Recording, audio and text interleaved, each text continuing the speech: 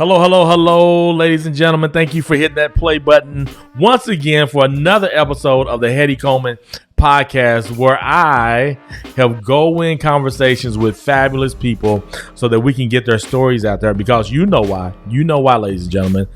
Three things. When people share their story, we learn from them, we are inspired by them, and we connect. And when we connect, that forms a community. And I like to say community wins. Now, I've been a little bit off just doing conversations by kind of reviewing my blog. So this is my first conversation in a good little while, but I have been putting out content around my blog post. So I'm excited to be sitting down today, ladies and gentlemen, with Wayland Cubit. Wayland and I have been kind of going back and forth about getting him to Guthrie America to sit down for a good little while. It's not hard. It's not hard. I love Guthrie. Yeah. How you doing today, man? I'm doing good. I'm happy. I'm excited. I'm nervous. I'm scared. Yeah. What do you call it when you're all of those at once? I don't even know I don't know what that is. Just you crazy. Call it alive, man. Alive. You call it alive. I'm alive. He's breathing. Right. He's breathing. Right. He's doing all of those things, man. So let's just jump right into this. You and I have kind of already been talking from the time you got out of the car to walking in here. You know, we've been talking quite a bit about different things, but let's just start like elementary school. Let's just start very young. Just kind of tell me some highlights. Where you from? Where'd you go to school at? What did that look like for you? I went to that means it's only one. There's only one of them. Right. I went to Millwood. Oh. I went to Millwood. Period. Yeah. You go, like, where'd you go to elementary? Millwood. Where'd you go to middle school? Millwood. Where'd you go in? Millwood. Where'd you graduate? Millwood. I went to one school, community school. So I've been knowing some of my friends. I've literally been knowing since preschool. Wow. Yeah. What was that like, in the sense of, like, you see other people bouncing from school to school? Did you ever thought, like, man, I want to do that, or you were just always content with just Millwood? They got to a point, because you saw a few people change schools, but not very many people when I was growing up changed schools, because we all lived, in our neighborhood. But yeah, I said, okay, I want to go to this school, Dad, and it was like, what? No. So that was nixed, and so yeah, my sister and I. That's the only school we went to is Millwood. Now, you were at Millwood, but they do break them off into elementary, middle school, and high school. What was it like transition? Did you change buildings, or were you always in the same building? There was the elementary school was down on one end, and you just kind of worked your way all the way up to the high school, to the parking lot, and to home. Yeah, that's kind of what it is. You just kind of went. You just kind of went. Now, was this, so once you got to elementary, middle school, was there ever this anticipation of, like, next year I'm gonna be in high school, or was it this? Is that the same for you? You could see. I mean, the halls were connected, so sometimes you could see the high schoolers way down there. You know, I don't remember any anxiety about going to high school. But I see a lot of anxiety these days. Going to high school, but I don't remember any anxiety. But here's another thing. My sister is 7 years, almost 8 years older than me. Okay. Right. So I already had, and she was a bully. She was a go-getter. Right? Or she is a go-getter. And so I didn't have to worry about, the things that I had a protector that was already cleared the way for me. For sure. Already. So maybe people were worried about how the high school is going to treat. I didn't have to worry about that. My sister would take care of business. So, I was good. So I didn't have any anxiety about transitioning from place to place to place. Yeah, I was the same way, because I had older uncles. Yeah. So I was the oldest grandchild, but I lived with my aunts and uncles because my mom lived there. She's a single mom. And so I never really had that anxiety, because I always had older uncles and aunts that were going to take. And that's what it's about. Like, you're just scared. Like, you just don't know if you're going to get bullied. What's this going to look like for me? But right. No, I wasn't. You already knew about the teachers. The teachers, they didn't change schools. Yeah. You already knew what they were talking about. Let me tell you the most anxiety when I think about it that I've ever had in my early school was my dad bought me the cleanest, the baddest Dallas Cowboy coat. Come on. It had cowboys on the back. It was with the traditional Cowboys color. And the cool thing about it is it had that hood on the back that when you unzip it, it kind of laid down flat. Oh, yes. And then zip it back up. Right? It was new, man. Yeah. It was new. So I had the first week that I had that coat, and I'm sporting it. And you go into your elementary, 4th grade, and you go into there, and you had the cloak closet. Okay. maybe it was about coat closet maybe, but it seemed like they were always saying a cloak. Yeah, I wouldn't even know. I don't know what that is. Maybe that's because you always put your pencil box and you had your everything. So you put your coat in there and you go around, and a fire broke out in our classroom, and we all had to go out and do the emergency drill, but the emergency drill was real this time, and we were and I remember thinking how mad my daddy was going to be because I didn't save that coat. That coat got burned up in that fire, and I was crying, not because of the fire. Because I didn't take care of property my daddy bought me. Yeah, and so he was so upset and so proud of me for being worried about that he went and got me another Dallas Cowboy coat. Wow, right? Yeah, the same one, same exact kind, man. Yeah, wow, that's a cool story. Yeah. Isn't that amazing? How you think my parents will be more concerned about a jacket than my life, like getting out of there in our heads as kids. Well, they stress. My parents stress. You take care of the stuff we get you. Everything, you take care of everything. If you borrow something from something, you shouldn't be borrowing. Yeah. But if you borrow something from somebody, you return it to them better than the way they gave it to you. Right. And they gave me a coat, and I let it burn. Yeah, I was disappointed. I was like, no, I never lost a house key. I never lost my drive. I never lost a wallet. You take care of the stuff that is given to you. For sure. You be a good steward. And some of that carried over to today. Like now that we talk about it, yes. Yeah. What were some other things, like in high school? Was there some things that stood out to you before you transitioned out of high school that kind of let you start seeing your future, or you start thinking about some of the things that you want to do for the rest of your life? High school was so fun. Move that just over just in front of you a little bit more. You can pull it. Yeah, you can pull it. There you go. High school was so fun. Because of friendships and all of those friends, we are still tight together. Like I said, we came from elementary school together. So I'm trying to think, we really were a rowdy bunch, but there was a couple of us that when it got too rowdy would just kind of fade away. We just kind of fade away. So I knew probably around 12 that I was going to be a police officer, that I wanted to be a police officer.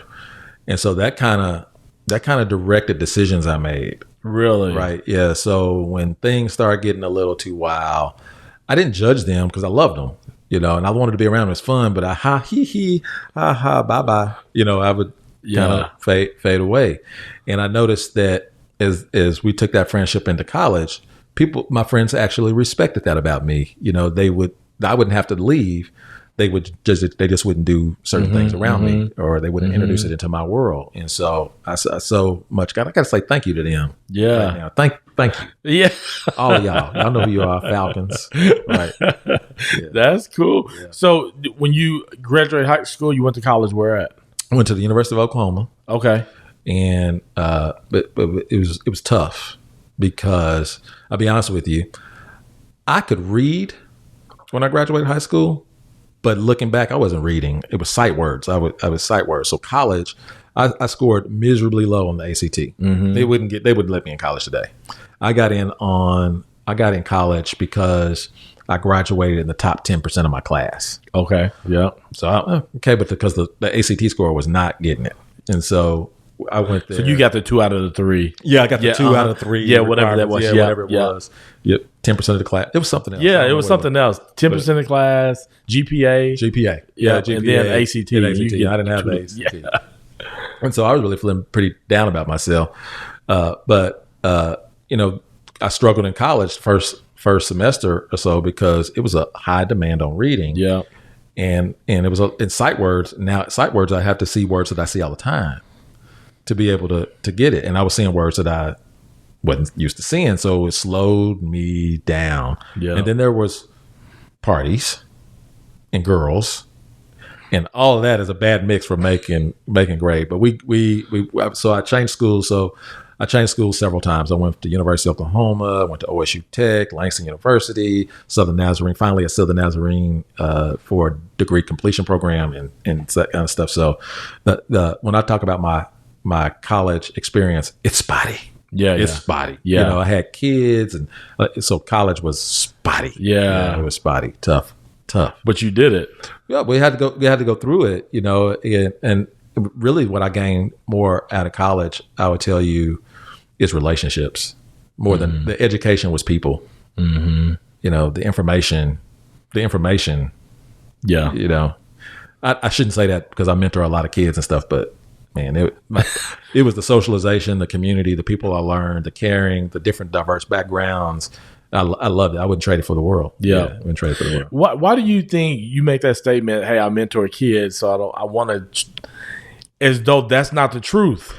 You know, like, I understand. I understand education, but I even think like for well-off people who send their kids to Harvard and Stanford, like there's a couple of reasons they do that. One is Harvard or Stanford, right? Mm-hmm. And why? When I talk to somebody, it automatically gives me a leg up. Oh, you went to Harvard, you know, or you went to Stanford, but then you're connecting with people, like-minded people who are in a certain sphere. And then thinking, and how you do life culturally, and so then whenever it's time to get a job, what do? You call one of those people, you know? Right. It's a network. But since you want to, so the kids that I mentor over the years, and there's been many, come from primarily the south side of Oklahoma City, the northeast Oklahoma City, inner city, and I watch them, wonderful kids. And I see all of this talent, and I see a lot of natural ability and skill that gets drowned out because they can't afford to go to college, or they weren't prepared like me when they do get to college. And I just think there's only certain things that college you should have to go to college for now, after being in this for a while. So if a kid tells me if they don't go to college, I ain't tripping. You can learn almost anything on YouTube now. Mm-hmm. Anything. Yeah. Right. Unless you want to be a doctor or some specialized field. Dentist or engineer. There's some specialized field. Business, college. Come on, bro. Yeah. Yeah. I mean, I know so many successful people. Some went to college and they'll tell you, I don't even know why I wasted 4 years, 5 years going to college. I could have been making money that whole time. Yeah. Building my business this whole time for what I know. So we're going to have to start rethinking. When we mentor, I don't know how many kids I've been pushed toward college, and just pushing them. You got to go to college. That is an indicator of success. Mm-hmm. And I think they know internally, like, I don't think my son already has told me like that. And he's a pretty bright kid. Like, he takes honors classes and all that stuff. He like, Dad, I just think I want to be an entrepreneur. And so right now he's already he worked for some entrepreneur who resells stuff. He's going to buy his first pair of sneakers and buy some car. Like, he's already working towards the things that we encourage kids to go to school for. Yeah. Is to be able to take care of yourself. Yeah. Yeah. He's already doing it. Yeah. So I know colleges are going to be mad at me for that, but there's no reason to go in that far of a debt. Struggle. I've been at one of the kids I mentor. He was the first one to graduate college in his family. Very great accomplishment. Mm-hmm. His whole family is proud of him.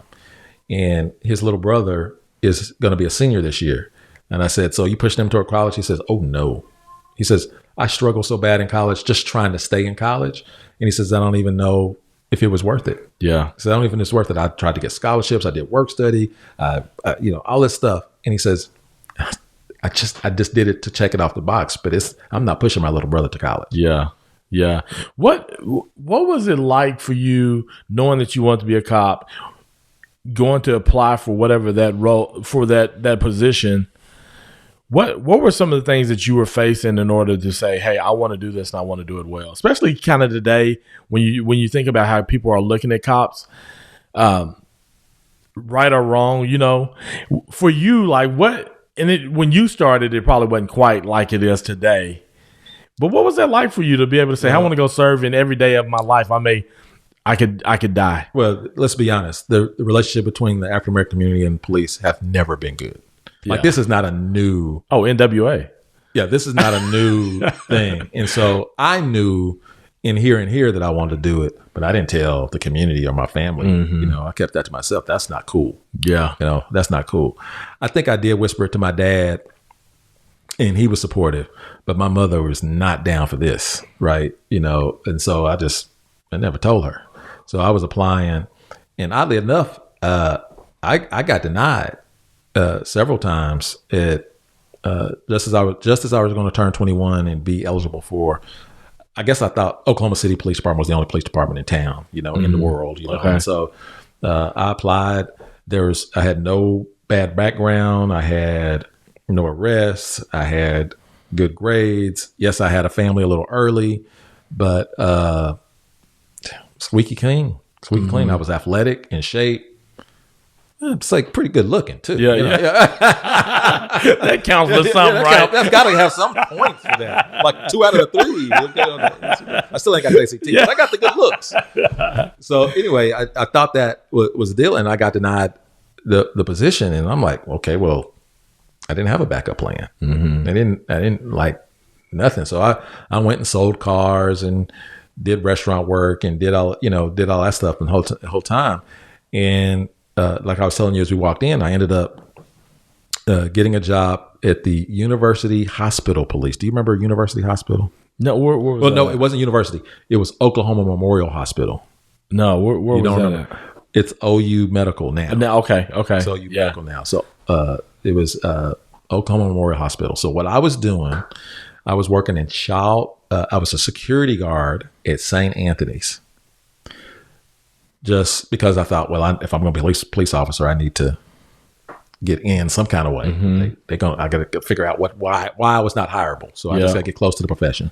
So I was a security guard at St. Anthony's, and it wasn't COVID, but something happened that they had a huge cutback and a big layoff at St. Anthony's. So they started last hired, first fired kind of thing. Mm-hmm. And so as they were getting to that, they said, "Hey, Cubit, your job is up for deletion."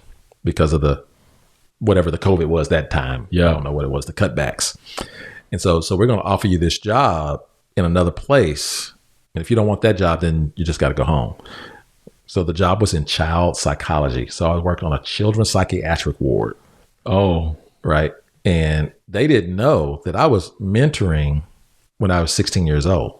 That's a whole nother story. But anyway, so I worked in child psych. And then the security guards, they moved that office over to OMH, Oklahoma Memorial Hospital. Okay. So it was some kind of unit that St. Anthony's owned at OMH. And OMH had police officers, not security guards. And a security guard would come over and check on us. A police officer would come over and check on us. And he said, "What did you used to do?" I said, "I used to be a security guard." "Why was you a security guard?" "Because I wanted to be a cop." "Well, we're cops. You want to apply here?" I said, "Sure." So I get the job at OMH. It was first day was no training. What's the? How can how does the hospital say you're a police versus a security guard? They were state police. The Oklahoma Memorial Hospital was a state police, and so they were just kind of a offshoot of the highway patrol. I guess you're saying. But they were commissioned security guards, if you ask me. Not looking back. Yeah. But, they gave me. So the chief at the time came in. It was me and another guy they hired. He said, gave me the uniform. They had this funny looking hat, a gun belt, and he says, "All right, y'all start. Y'all go out and you show them where everything is." And our holsters were empty. Didn't have guns or bullets or nothing on them. He says, "Oh, y'all don't have nothing." So he opened up a desk drawer. He picks up this .38 revolver, 2 of them, and puts them on the desk, and then just drops a few bullets out there and said, "There you go." I had never held a gun before. No, get out of here. I had rifle, that kind of stuff as a kid, but never a handgun. I never played with a handgun before, that kind of thing. And so I'm walking around and I can't hardly walk because I'm looking at this gun on my holster. I'm just amazed that I'm all of a sudden a police officer. One day I was just a kid, and the next day I got a gun in my holster. And how old are you? 21 at this time? I was 20. I was 25. Oh, 25. Okay, 25, 26 years old. Okay. Yeah. Okay. So that's when it all started. And so went to the academy some months later, and while I was in the academy, 89ers happened here in Guthrie, and I know all about 89ers. So I grew up here in Guthrie for the most part. And then they said, "Well, we need deputize some officers because the town grows with so many people during that one day on that Saturday." So they came to our academy class and said, "If you want to you want to volunteer and work in Guthrie? I said, yeah, my family will be down there anyway. Yeah, I'll go down there and work. It's like, you good. Well, so I'm in the Mineral Wells Park, and it's all kind of activity in Mineral Wells, and a gang shooting happens. Oh, man. Right in front of me. Is this 93? This is 95, 96. I'm guessing. Okay. That's probably the last, because I want to say this is the last year that we had 89ers. Yeah. Before, we may have been. Yeah. And so it was a lot of running and all that kind of stuff. And I ran like an idiot. I didn't know anything. So it was very unsafe, but I catch the shooter, and the chief is impressed with the way I handled myself, the way I faced the danger, caught the suspect, questioned the suspect, did all that stuff. And I didn't know what I was doing. And he offers me a job. And so I went from the academy to Guthrie, Oklahoma. Yeah. And so that's where it started. And so I did policing right here. Oklahoma. Now I didn't even know that.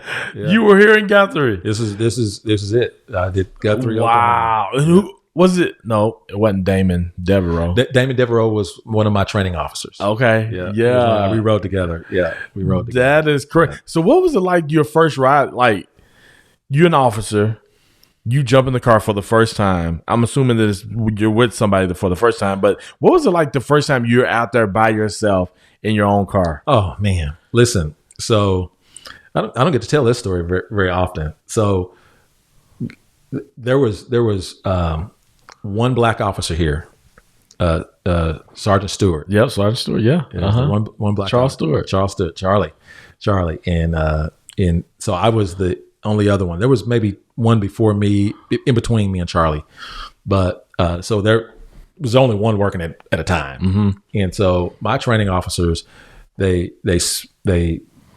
dipped, they listened to country music, they had a country lifestyle, and I was a city boy. And when you ride with your FTO, your field training officer, you just do what they do. Man, I could not wait to get in the car by myself. I was trying to advance through training so fast for one reason. Not that I didn't like them, not that they weren't fun, not that they weren't competent, but I just wanted to control the radio. I was so sick of listening to their music. I'm just being honest. So the very first time I got in the car, I got situated, seatbelt, fix it the way I want to. I did all kind of stuff, and I went, the radio, man. I just get to ride with my own music on the radio. Yeah, that was a big highlight. Man, that's really good. Yeah. Now, to be an officer, you've been an officer for how long now? 24 years. 24 years. Mm-hmm. What are some of the right things? So go in is defined as, what are those right things to be consistent in order to achieve the wins you want for your life, in order to live out your greatest story? We often talk about wins as goals. What are the right things to be consistent in to be the best officer you can possibly be? What would be a few things that you're like, hey, you need to be consistent in this, you need to be consistent in this? Yeah, so I can look back now and see where I didn't have that attitude, the going attitude, right? I think I was doing some things by chance, doing them right, but it was not intentional, right? And so I lucked into a winning spirit, should I say, a lot of times. But I think as a leader now in law enforcement, I know I want to be intentional at guiding people to this idea, is that it's not about you. It is about everybody else but you. And so that makes me start finding the name of the person, not just the address of the person. I want to know their name. I'm looking for their story, and I want to connect their story to the crisis that we're dealing with. Yeah. Right. But what I was doing as a police officer is really just about the crisis. It was absent people. I need to solve the problem, get to the next problem, solve the problem, get to the next problem. What I was doing was not factoring in the people in the problem. And so I was looking at the what and not asking myself why. Right. And when you ask yourself why, I get to know their names. I get to know their people, their kids, what they care about, what their dreams and goals are. And so if a police officer, if I'd had that attitude every single time, I just think how much more would I be? I got it. I mean, I started doing it a little bit just by happenstance, but now I'm intentional about it. In the wins, the winning it just goes up when it's about other people. Yeah. It's about others. And so, do you think that what is it that cops don't get that as quick as they should? Why is that? Do you think? Well, if that's the case, I'm going to speak for myself. Yeah, and so you hear this on cop shows all the time. That mope, that turd, that bad guy, that kind of thing. And so we very easily fall into that mode. And I don't think that's all that is this. That is dehumanizing them so that I can do my job with neutrality, so that I can be fair, try to be. So. In other words, when I get there and this guy is acting, he's drunk and he's acting a fool and he's doing all that kind of stuff. If I can just reduce him to a mope or a turd or all that kind of stuff, then it doesn't bother me to put him in the back of a police car. It's not going to bother me to put him in handcuffs. His complaining about this and that, and that all I got to do, if I can just, that's not a person per se. That's not Steve. That's a turd. Yeah. I can get him to jail and I can come back and I can do this job and I can leave the emotion out of the decisions I got to make if it's a turd, not Steve. Yeah. Right. And so if he might be good tomorrow, but I remember how he can act. Yeah. And so I always keep him as a turd because I might have to fight him. He might try to hurt me. And it's so much easier to do what I need to do if it's a turd, not Steve. Right. And so I feel like that is the warrior mentality that probably that comes through our training. Is we gotta be the best, we gotta be decisive, and we can't get hurt doing what we gotta do. And you just gotta take care of business. That's the warrior mentality. But when we take turd away from it and put Steve back in its place, that becomes a guardian. I want the best out of Steve, right? So I want to protect Steve. Right. And then I realized that what I'm seeing right now, yes, Steve is drunk, but that doesn't make him a bad person. That just makes Steve drunk for right now. If Steve was a pie chart, there's so much more to Steve than what I actually know. I just know this drunk part right now. Yeah. Right. So keep him as Steve and don't make the rest of his chart turd because of this one little piece. Yeah. Because when you arrive, that's oftentimes what you see, especially if it's a situation where they're acting out or not doing the right thing. That's the thing you see first. That's all. So then you're like, this is what I know. This is all I know. But you saying you come back and you have learned, hey, this is Steve. Why is he doing this? Let's figure this out. And then you see this person as a human being. Yeah, and you're just going to treat them differently. You see it all the time you see it on the news quite often. You'll see this person gets killed involved in this crazy incident. And then you'll hear their family members and you'll see the community talk about they were so great. They were so great. They were so great. Well, what we want to do is like, if he was so great, why was he doing this and why was he doing that? That thing that he was doing that was the one piece of the pie. What they're telling you is another part, the whole part of him or her. Yeah. Right. Yeah. And so we only know about that bad thing, but who wants to be judged by that worst thing that we ever did? Nobody. Yeah. Nobody. There's so much more to us. Yeah. Nobody. Right. Do you mind me asking about George Floyd? Yeah. Like as an officer for 24 years and you see something like that and you're African American, do you immediately think he's killing him because he's African American? What does that look like for you as an officer? As an African American officer? Well, I was embarrassed.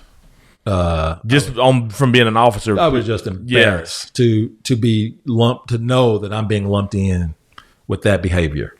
It was shameful. It was embarrassing. It was, and what I like to tell people is, I can see myself on that scene. I can see myself in that scene, but not as the guy on top, but as the guy on the bottom.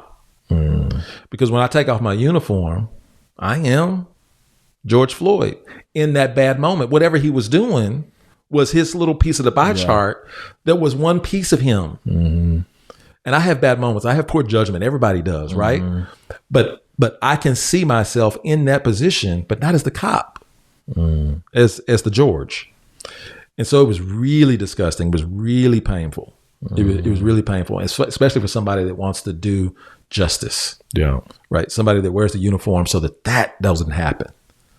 That's the reason you do it. Yeah. Right. It has this, the profession has this symbolism of justice for some people, but in my community, it has a symbolism of oppression. Yeah. And misplaced power. But not for me. I'm going to do it. Wait till you see me do it. When I show up, it's going to mean justice for you like it means for everybody else. Mm-hmm. And then you see that. And it just unravels the premise of why you put on the uniform and what you do it for. So it was real painful. Mm-hmm. Yeah, it was embarrassing. Even though it's Minnesota, even though it's a different uniform, the representation of that uniform. Yeah, he's an officer. As an officer, it was really painful to see. You mentor young African American kids. What do you tell them about? What do you say to them about that particular situation? Because it's become hostile. It's crazy. Tough. This is tough. Like, what do you say? This is tough. And when you're doing that, are you doing it the same way a father, myself as a father, as a son to his sons, this African American? Like, what do you say? Because you're an officer, father, mentor, African American. I'm just curious. What do you say? Then cop. Then cop. Yeah. Then cop. Because all of those things that you say is who I am. Yeah. Cop is what I do. Yeah. Right. And we can't ever forget that. Yeah. Can't ever forget that. I don't ever make this who I am. But if this goes away, you're still all these other things. All these other things. I'm all these other things. And those are what's important. These other things make me good at what I do. Mm-hmm. Right. Yeah. Because I recognize that everybody I deal with is all these other things. Yeah. So I'm just like them. But in that, when you're responding to your mentor, you're all these things that I mentioned first, right? Yeah. Yeah. You're an officer. Right. So when you communicate, I have to remind them of that. And one of the so I do this weekly mentoring Zoom call since COVID with the correctional facility in Tecumseh. So this is prison basically for teenage boys, and I spend weeks and you have to be one of my guests. Yes. Let's make it happen. Okay. Right. Yeah. And so after George Floyd, we had a conversation about interaction with law enforcement. And these 15 from all over the state, these 15 boys, black and white. First, the white kid tells that he knows that law enforcement treats him different than his black counterparts. And I go, how so? And he says, I've done the same thing that they've done, and it took me 15 arrests to get to this place, and it's taken them 2. So I know I get treated different because of the color of my skin. Then they went around the room and they all talked about their feelings for law enforcement, and they say they hate the police, they dislike the police, and they distrust the police in various ways. They communicate that to me. And I said, wait a minute, you all do know who I am, right? Yeah. I said, how many of you, raise your hand, be honest, trust me? And every last one of them held a hand. They actually got verbal in saying how much they trust me. And they know I'm a police officer. And I said, so when you say you hate the police, what are you talking about? Well, we're not talking about you. We're not talking about you. Yeah. And I go, wait a minute, but you are, because that's what I do. Yeah. Right. And then I tell them a story of doing my job, and we're on a traffic stop, and I won't go through that. But it didn't happen. But after I get it all sorted out, one of the members in the car was planning on shooting me. But because of training and stuff, I sniffed it out, and it didn't happen. But they were planning on shooting me because they hated the police. And I said, how would it make you all feel to find out that somebody that hated the police shot me, and you know me? Yeah. Their heads dropped. And so the determination that I come to is that they hate the policing, not the police officer. If they knew me, if they knew you, the guy and the cop, if they knew you, they could learn to like you, love you, and respect you. Mm-hmm. But what we have done with our policing model, they hate. Yeah. We haven't created the kind of environment where everybody feels like that we have legitimate authority in their neighborhood or on their street or in their world. Mm-hmm. And that's unfortunate. They can learn to like the person, but the policing they can't. It's been too inconsistent and unfair and unjust historically. Yeah. And so that's a mission. Like that should be our mission now, post George Floyd, is how do we get them to trust us all? Mm-hmm. Because that means we have to be trustworthy. We have to go back. We have to not change culture. We have to build culture, right? It has to be a go win.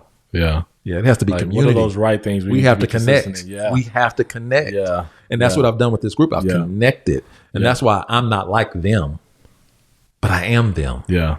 Yeah. They know your story. They know me. Yeah. Yeah. They know. I give myself away. Yeah. And so in that, they learn like, oh man, Wayland's cool. Then they're inspired by you because they know the work you do, but then you can be this great guy. And that connection comes. Yeah. One kid says, man, I would never, ever vote for police. He says, but I'd vote for you. I'd vote for you. Yeah. Now that warms my heart because I've connected. Yeah. I've connected. Yeah. Now I want to vote too, but I want to connect and I want to vote. You know what I'm saying? Talking about connecting, talking about just when I think about connect, I think community.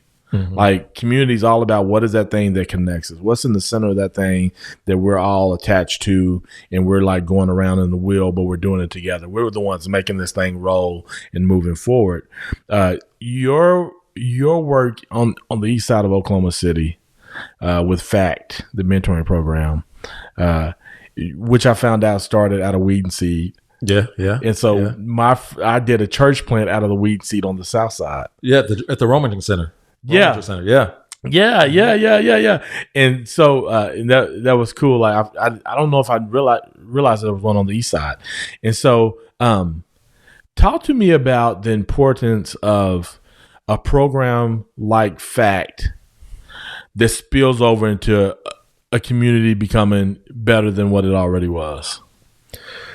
Yeah, that's a good question. Let me think about that. So the programs are wonderful. There's a lot of wonderful programs, and I like to call FACT a good program, a good unit at the police department. But when you dissect it, programs don't change people. People change people. And so we've been fortunate enough to just have great people work inside of that program. And what we did is we created something that the community can always come to, and they can always find good people there, and we invite good people there. And I can go down the list of all of your friends have been connected there, and they bring people there. And so it's home, it's consistent. And so when you ever ask any kid that's ever graduated, gone to, or even consistently come there now, you ask them, what is it you like about FACT? And I want them to say me so bad. I really do. But they rarely do. They say, oh, I don't know. It's just family. Yeah. It's just family. Yeah. And so that just means that there is some consistency. Yeah. It hasn't moved. Yeah. It hasn't shut down. Yeah. Whatever we do, if we do it well, we do it with love, and we do it consistently, it's a place that everybody can connect to and come back and call theirs. Right. And what's yours? Your family. Right. Yeah. That's it. That's so good. And I've heard great stories from people about that program. And of course I have friends connected to it. And so it's really cool to see that happen. Just one more question about the east side, because I almost want to move to the east side just because I see so many people advocating for it. Yeah. And I'm like, man, I want to go see if I can do some of the same stuff that we've been able to do in Guthrie on the east side. It's the east side of Oklahoma City. What do you think over the next 5 years, and this is just off the top of your head, your heart, what needs to happen in the east side of Oklahoma City for us to stop having the conversations that we're having now about the east side of Oklahoma City? It has to be beloved by everybody. It has to be beloved by everybody. When you say everybody living in it? Outside of it. Yeah. Outside of it. Yeah. When you have something special, like think about when I got this great food. Yeah. And it's just wonderful. Yeah. It is wonderful. And I'm like, honey, taste this. And she's full. Yeah. It's frustrating because I want to share this beloved dish with the whole household. Yeah. Right. And that's what the East Side is. And it's not been cared for. It's been neglected. It doesn't change the fact that it is wonderful. Just to highlight that, at my house, when we moved in my house, Hetty, it's a great property, and we bought it based on what we could see. But the first winter that we were there, all of the foliage fell away, and there was about a half an acre of what was a formal garden down on the south side of my property. There were stairs, there was retaining walls, there was something. And when we start cutting back 40 years ago, this was a formal garden. Mm-hmm. Like when they built it, this was part of the house design, right? They did weddings down there. They had parties down there. They had celebrations down there, lighting, all that kind of stuff was down there 40 years ago. But it was neglected after those first family moved out. And so 70, 80 trees, you couldn't see it. And when I saw it, just a little bit of it, I got my axe, I got my saw, I got my neighbors, I got my friends. And week after week, day after day, we started going back there because even though it was neglected, it didn't change what it was made to be. Mm-hmm. Right? Yeah. It was still a formal garden. Yeah. It was still beauty under the retaining everything that it was built to be. It was, but it wasn't cared for until we got people together that decided they were going to care for this beloved space. Mm-hmm. And even though they didn't live there. And so they can enjoy it with me, but I live there. Mm-hmm. Right. And so when we talk about what needs to happen in the next 5-6 years on the East Side is that it was made to be a formal garden. Mm. We need neighbors to come in and restore what it was made to be. Mm. It is beloved. Yeah. That's good. It's kind of like when you say that beloved and I don't live there, it's kind of like downtown Oklahoma City. I'm like, man, I love downtown Oklahoma City. Like yes. It used to be that. Now that it's come back and people start loving it and giving it some care and investing in it, and spending time in it. Because if you're not spending time in it, I remember when we first started doing We Tell Stories, it was at Java Days on 10th Street. Yeah. And when we first started, downtown wasn't quite like what it is now. Java Days, and so, but now when people start spending time down there and coming to hang out down there, then they want to start investing in it. They want to start seeing it, become this. They want to see it thrive. Yeah, thrive, be the garden that it once was. And so, that's really good. So as a leader, you're a leader. You're moving. You're serving. So when I think about a leader, the way that I see a leader's behind people. And it's like, how do I serve you to move people forward? That's right. Yeah. So as a leader, what are some things that you're saying, man, I want to serve people in this way to help push them forward, to help it be beloved? Do you have anything like? I know you're doing FACT. Is there anything else that you see yourself wanting to be a part of? So I have, and I think leaders are visionaries, right? Mm-hmm. They see things that are scary, that might present as scary if they detailed it out to you, right? And so I see Oklahoma City, Oklahoma County is like, I hate to use that beacon of hope kind of thing, but as a shining example for the rest of the country on what community can really look like and do. Yeah. Right. And I think when you talk about leaders that are pushing, leaders are only giving people permission to do what they want to do anyway. Mm. Right. For instance, the Black Lives Matter rally that was going to happen that Sunday. We knew it was going to be big. Everybody knew it was going to be big. It was in the wake of George Floyd. And I said, okay, I want my kids to go to this. Mm-hmm. I want my grandkids to go to this. I want them to experience the energy and all that kind of stuff. And I know as a police officer, I know that there's an element inside that crowd that's going to try to do something other than what it's designed to do. I know that. Yeah. But I want them to go. And so I just put out an email or a Facebook and said, I'm going to go. I'm going to meet at the FACT Center, and then we're going to walk and join the big crowd. Mm-hmm. If you want to go with me. If you want to go with me. Mm-hmm. 100 people show up. Mm-hmm. Who I believe was not going. They wanted to go. Yeah. They knew they needed to be there. They knew it was the right thing to do, but they needed a leader to give them permission to do it. Yeah. It was the right thing to do. Yeah. Right. And so I think leaders are, and what Oklahoma City is ready to do is we just need some leaders to say there's permission to hold hands with your neighbor. Mm-hmm. There's permission to do life together. There's permission to make sure everybody flourishes. There's permission to give yourself away. Yeah. There's permission to share your pain, your struggle, and your joy with people that don't look like you. And so they want to do it anyway. Yeah. Sit down in any coffee shop and say, you want to have a conversation about race? Yes. Yeah. Yes. I have these questions. I have these thoughts, and ask anybody to say, man, I don't understand the thing you have on your head, that religion. Can you help? Yes. Can I share with you? Yeah. We just need permission to do it. Yeah. Right. And so here, I'm giving you permission. Yeah. Talk to the other. Yeah. Visit with the other. Love the other. Yeah. Connect to the other. I'm a leader. You got to do it now. Right. You got to do it now. I said it. Well, I think that's a great way to end it. Right. Ladies and gentlemen, you have heard it from Wayland Cubit. He's giving you permission to go love your neighbor, to connect, spend time, and ask questions. Yeah, and be bold in it. Be bold in it. So, Wayland, thank you so much. How do people connect with you? What you're running for sheriff right now? How do people connect with you? Cubitforsheriff.com. Cubitforsheriff.com, and when you first see that, there'll be a picture of me and a great big intentional donate button. Right? Yes. Because you gotta have this you gotta stuff. Do it. Right. So don't look at the page. Don't skip over that big donate button. We need some help in getting this vision and getting the leadership in there. But you can go to Cubitforsheriff.com. I'm on Facebook also for Cubit for Oklahoma County Sheriff on the Facebook page.